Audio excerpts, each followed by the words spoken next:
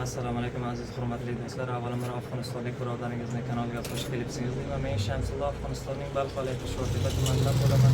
Ha aziz do'stlar, mana ko'rayotganingizdek biz hozir ham Afg'onistonning Balx viloyati Sho'rtepa tumanining bozorida biz bozorning bir forma tikadigan do'koniga kelib turibmiz. Mana Afg'onistonning formalarni tikadigan joyga keldik. Mana hozir bizlar mana ko'rayotganingizdek mana shu yoqda Afg'onistonning formalarini kiyim tikadigan joyga keldik.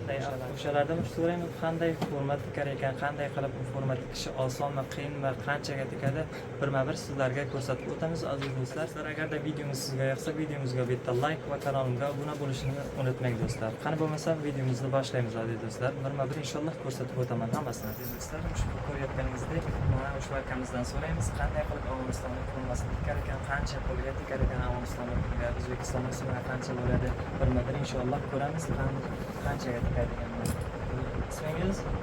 İsmim Saydullo. Men o'sha Sho'rtepa tumanida ya'ni do'konda ishlayman. Forma tikadigan do'konimiz bor. Shu formalarni siz tikaman hammasini. Hammasini biz tikamiz. Qanchaga tikasiz Afg'onistonning puliga? Afg'onistonning puliga 850-800 dan tikib beramiz. Ko'rayotganingizdek do'stlar, Afg'onistonning puliga 850 afg'oni deyapti. O'zbekiston so'miga esa 160 ming so'm, 65 ming so'm oladi taqriban. Mana shu ushbu ko'rayotgan formalaringizni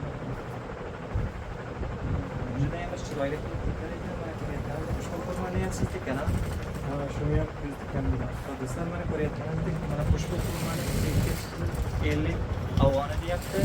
O'zbekiston so'miga esa 165 ming so'm, 60 ming so'm bo'ladi. Mana ko'rayotganingizdek hali tayyor bo'lmagan forma ekan. Bu hali dastmol ham bo'lmagan, hali tugma ham pasta bo'lmagan.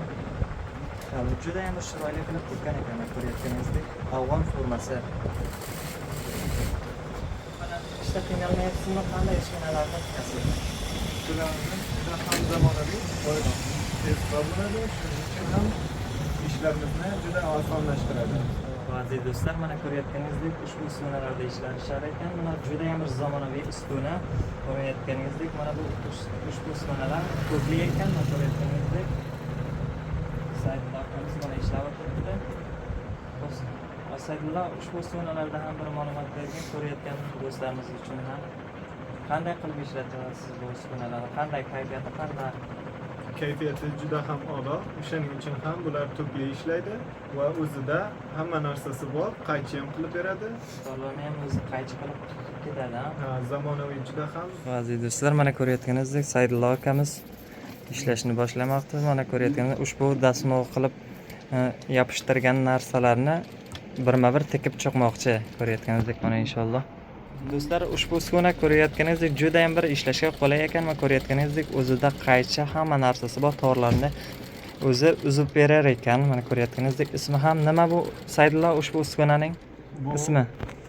Bu mashina ismi, ya'ni shirkatning ismi Ma'lum Pisaron deb qo'yilgan.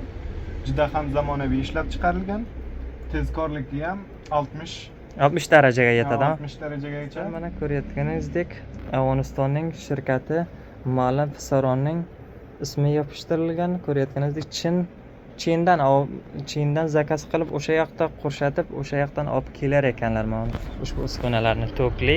Ko'rayotganingizdek juda ham bir qulay ishlar ekan. Ushbu formalarni ham hammasini Saydullo akaxon ushbu mashinada tikkansiz, ha? Hammasini shu mashinada tikkamiz. Mana do'stlar, ko'rayotganingizdek juda ham bir chiroyli chiqqan afg'on formalari.